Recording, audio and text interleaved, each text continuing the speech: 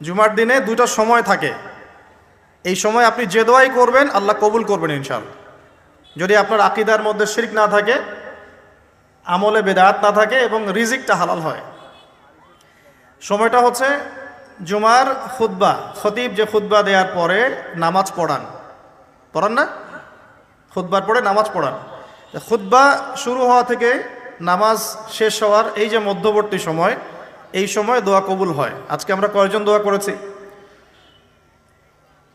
ইমাম সাহেবরা, খতিব সাহেবরা দোয়া করেছেন খুতবায়।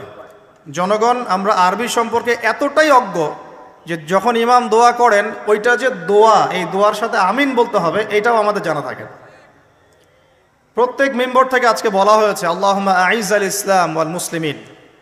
তখন মানুষ বসে বসে আঙ্গুল ফুটায়, মোবাইল টিপে, জানেই না যে দোয়া হচ্ছে আল্লাহুম্মা আইজ্জাল ইসলাম ওয়াল মুসলিমিন। আল্লাহ ইসলাম এবং মুসলমানদেরকে তুমি ইজ্জত দাও, সম্মান দাও। ওয়াদিল্লাশ শিরকা ওয়াল মুশরিকিন, প্রত্যেক খতিব বলেছেন আজকে আল্লাহ তুমি মুশরিকদেরকে এবং শিরককে অপদস্থ করো। ওয়াদাম্মির আ'দা আদ-দ্বীন, তোমার দিনের যত শত্রু আছে আল্লাহ তাদেরকে ধ্বংস করে দাও। ওয়ানসুর ইবাদাকাল মুমিনিন, আল্লাহ তোমার মুমিন বান্দাদেরকে তুমি সাহায্য করো। এগুলো কি দোয়া না? দোয়া না। আরেকটা সময় জুমার দিনে আসরের ওয়াক্তের পর থেকে মাগরিব পর্যন্ত, আসরের ওয়াক্তের পর থেকে মাগরিব পর্যন্ত এই সময়টুকুর মধ্যে দোয়া কবুল হয়। আজকে কয়জন দোয়া করেছি? দোয়া হবে নিজের জন্যে, নিজের পরিবারের জন্যে, নিজের আত্মীয় স্বজনদের জন্যে, নিজের রিজিকের জন্যে, ব্যবসার জন্যে এবং উম্মতে মুহাম্মাদির জন্যে। আজকের আলোচনার বিষয় দোয়া নয়, কিন্তু দোয়া একটা খুব গুরুত্বপূর্ণ বিষয়। কোনো কোনো ক্ষেত্রে মুসলিমদের কাছে এই দোয়ার অস্ত্র ছাড়া এখন আর কোনো অস্ত্র বাকি নাই। তো এই অস্ত্রটা কি আপনারা প্রয়োগ করতে পারবেন না পারবেন না? আল্লাহ পাক তৌফিক দান করুন, আমিন। জুমার দিনে সূরা কাহাফ তিলাওয়াত করতে হয়, এটা কি আপনাদেরকে কেউ বলেছে না বলে নাই? কেন প্রত্যেক জুমায় সূরা কাহাফ তিলাওয়াত করতে হবে? কেন? নবী সাল্লাল্লাহু আলাইহি ওয়াসাল্লাম বলেছেন, একটু মনোযোগের সাথে শুনতে হবে। প্রত্যেক জুমায় নবী সাল্লাল্লাহু আলাইহি ওয়াসাল্লাম সূরাতুল কাহাফ তেলাওয়াত করতে আমাদেরকে উৎসাহিত করছেন। এর পিছনের কারণ হচ্ছে নবী সাল্লাল্লাহু আলাইহি ওয়াসাল্লাম বলেছেন, সূরাতুল কাহাফ যে ব্যক্তি জুমার দিন তেলাওয়াত করবে, এক জুমা থেকে আরেক জুমা পর্যন্ত তার যে জীবন, এই যে হায়াতটা, আল্লাহ পাক এটাকে নূর বা আলো দিয়ে ভরে দিবেন। আলোর কেন দরকার হয়? আলোর দরকার হয় কেন? অন্ধকার থেকে নিজেকে বাঁচানো বা অন্ধকারে পথ দেখা, পথ খুঁজে পাওয়া, এই জন্য তো আলোর প্রয়োজন হয় নাকি? তাহলে আপনার জীবনটাকে আলো দ্বারা ভরে দেওয়া হবে। অর্থাৎ আমরা যে পৃথিবীর জীবনে বসবাস করছি, চারপাশে অনেক অন্ধকার আছে কি নাই? এই অন্ধকারগুলো কাটিয়ে উঠতে আপনাকে সূরাতুল কাহাফ কাজে দিবে ইনশাআল্লাহ। তো নূর দিয়ে ভরে দেওয়ার অর্থ হচ্ছে আপনার জীবনটাকে আল্লাহ পাক ঈমানের নূর দিয়ে ভরে দিবেন ইনশাআল্লাহ। সত্যি কথা কি জানেন যে আমরা এখন চিন্তা করতে ভালোবাসি না, পছন্দ করি না। আমাদের চিন্তা করার সময় কোথায়? আমাদের সকালবেলা ঘুম থেকে উঠে ব্রাশে পেস্ট নিয়ে বাথরুমে যেতে হয়, কারণ আমাদেরকে অফিস ধরতে হবে 8টায় 9টায়, কাউকে স্কুলে কলেজে ইত্যাদি ইত্যাদি। চিন্তার সময় কোথায়? চিন্তা তো করতাম আমরা তাহাজ্জুদের ওয়াক্তে, তাহাজ্জুদের নামাজ পড়ে চুপচাপ বসে চিন্তা করতাম কি হচ্ছে, কি হতে পারে, আমার কি হালত, আমি কি করব, দুনিয়াতে কি করলাম, পরকালে কি উত্তর দিব ইত্যাদি। চিন্তার সময় হচ্ছে ফজরের নামাজের পরে।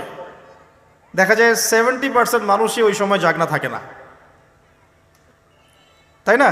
চিন্তার সময় কোথায়? সকালবেলা যখন আমরা উঠি, শুরু হলো ফার্স্ট লেন অফ লাইফ, মানে রেস, দৌড়ানো। আমরা ঢাকার ফ্লাইওভারের উপর উঠে দেখি মানুষ ছুটছে, খালি ছুটছে। 1 সেকেন্ড কেউ কাউকে ছাড় দিবে না। তখন গাড়ি ড্রাইভ করছে, 1 সেকেন্ড সে যে ছাড় দিবে, একটু দাঁড়াবে, আমরা চলে যাব, সাইড দিবে না। কারণ ও আর প্রতিযোগিতায় আছে, কে কার আগে যেতে পারে। কেউ কাউকে ছাড় দেয় না। তো এটা কি, কিসের প্রতিযোগিতা? দুনিয়ার। এই ব্যস্ততা কিসের বলেন? দুনিয়ার। এখন এই ব্যস্ততার সময় ঠান্ডা মাথায় চিন্তা করার সময় কোথায়? ভাবতে হবে, চিন্তা করতে হবে। একটু থামেন। এই যে ব্যস্ততার যুগে আপনি ঢুকে গেছি আমরা, সকাল থেকে শুরু করে রাত পর্যন্ত একটাই ফিকির, একটাই চিন্তা, টাকা পয়সা, বাড়ি গাড়ি, স্ত্রী সন্তান, বউ বাচ্চা, আমার ক্যারিয়ার, আমার রিজিক, এই তো। একটু এর মাঝে সময় নেন, আল্লাহকে সময় দেন, নিজের অতীতের পাপগুলোকে নিয়ে ভাবেন। কত বছর আমরা পৃথিবীতে থাকতে পারি? হাইয়েস্ট কত বছর? 100 বছর হাইয়েস্ট। ভাবেন তারপরে কি হবে? আমার পরে আমি কোন প্রজন্ম রেখে যাচ্ছি? ওরা কি আদৌ আমার জন্য রব্বির হামহুমা কামা রব্বায়ানি সগীরা পড়তে পারবে? আমি কি ওকে শিক্ষিত করলাম? আলিফ বাও তো চিনে না আমার ছেলেটা, আমার ছেলে আলিফ বাই চিনে না। এই জেনারেশনের একটা জেনারেশন ছিল, আমাদের আগের জেনারেশন, মাশাআল্লাহ। তখন কি হতো, প্রত্যেকটা গ্রামে গ্রামে, শহরে শহরে, স্কুলে কলেজে, বিভিন্ন জায়গায় বাধ্যতামূলক আপনি আরবি পড়তেন। তো এখন বিশ্বাস করেন তো? আপনি তো বিশ্বাস করেনই, আমি জানি। বিশ্বাস করেন কি যে আপনি এখন আরবি থেকে অনেক দূরে সরে গেছেন? আপনি এই যে পড়াশোনা করেছেন, ওই যে ভাই হাত তুললেন ফিজিক্সে, মিনিমাম 20 বছর। তা আপনি 20 বছরে 20টা সূরা শিখেছেন কি? আমরা আমাদের পরের জেনারেশনকে কোন হালতে রেখে যাচ্ছে, এগুলো কি ভাবতে হবে না, হবে না? আলী ইবনে আবি তালেবের একটা কথা বলি, তাহলে আপনি বুঝবেন। আলী ইবনে আবি তালেবের নাম কি শুনেছেন আপনি? শোনা উচিত ছিল। তারা আপনার আইডল। আমাদের আইডল হচ্ছে মুহাম্মদ সাল্লাল্লাহু আলাইহি ওয়াসাল্লাম, সাহাবায়ে কেরাম, তাবে তাবেঈন, ইমামগণ, মুজতাহিদ কেরাম, মুজাহিদ। আলী ইবনে আবি তালেব বলতেন যে মানুষ যখন দুনিয়ায় চলাফেরা করে তখন মনে হয় সে ছাড়া দুনিয়াতে আর কিছুই নাই, আর সে এমনভাবে দুনিয়া থেকে চলে যায় মনে হয় সে কখনো দুনিয়ায় ছিলই না।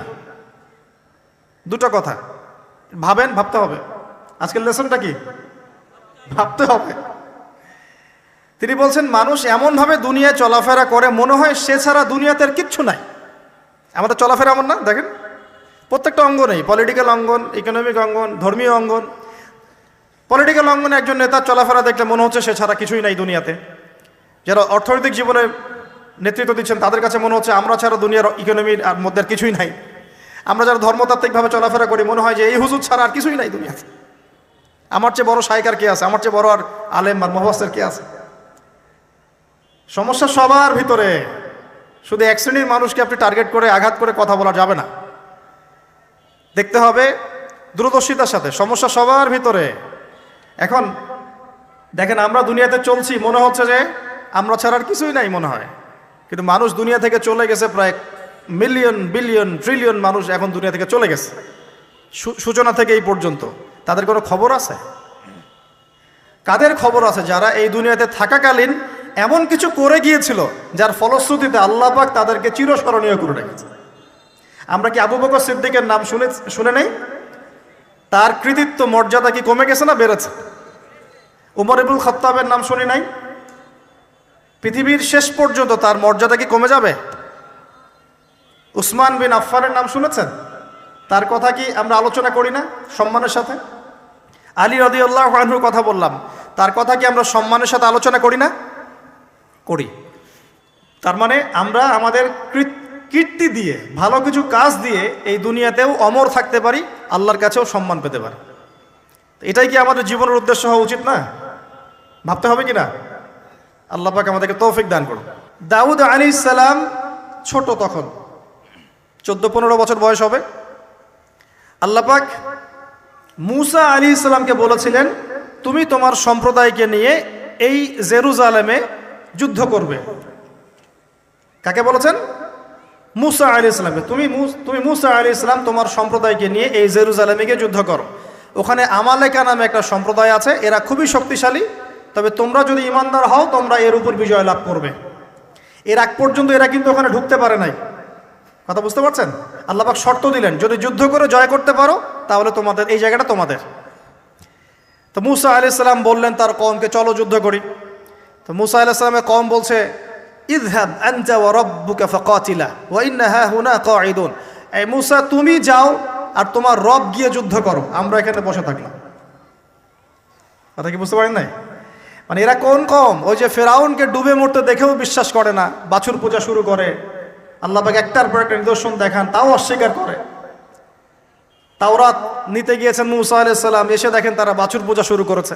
মান্না সালোয়া আল্লাহ দিচ্ছেন তাও অস্বীকার করে, মৃত থেকে জীবিত করেন তাও অস্বীকার করে। শেষমেশ বলে বসলো যে ইয়া মূসা লান নুমিনা লাকা হাত্তা নারাল্লাহ জাহরা, হে মুসা, আমরা তোমার প্রতি বিশ্বাস করব না যতক্ষণ না আল্লাহকে সামনে দেখাচ্ছ আমাদের চোখ দিয়ে। এটা সেই জাত যে নবীদেরকে এত কষ্ট দিয়েছে। মুসা আলাইহিস সালাম যখন বললেন চলো, আল্লাহ পাক যুদ্ধের কথা বলেছেন, ওটা যুদ্ধ করে জয় করতে পারলে আমাদের হয়ে যাবে। তো বলছে ওখানে আমালেকা সম্প্রদায় আছে এত বড় শক্তিশালী, তুমি যাও, তোমার রব গিয়ে যুদ্ধ করো, আমরা এখানে বসে আছি। আর আমাদের নবী মুহাম্মদ সাল্লাল্লাহু আলাইহি ওয়াসাল্লাম যখন বদরের মাঠে 313 জনকে নিয়ে পরামর্শ করছেন কি করব, যুদ্ধ করব কি না, তখন আমাদের মুসলিম সেনা বাহিনীর মধ্যে যে সাহাবীরা ছিলেন, সাদ বিন মুয়াজ রাদিয়াল্লাহু আনহু, তিনি বলছিলেন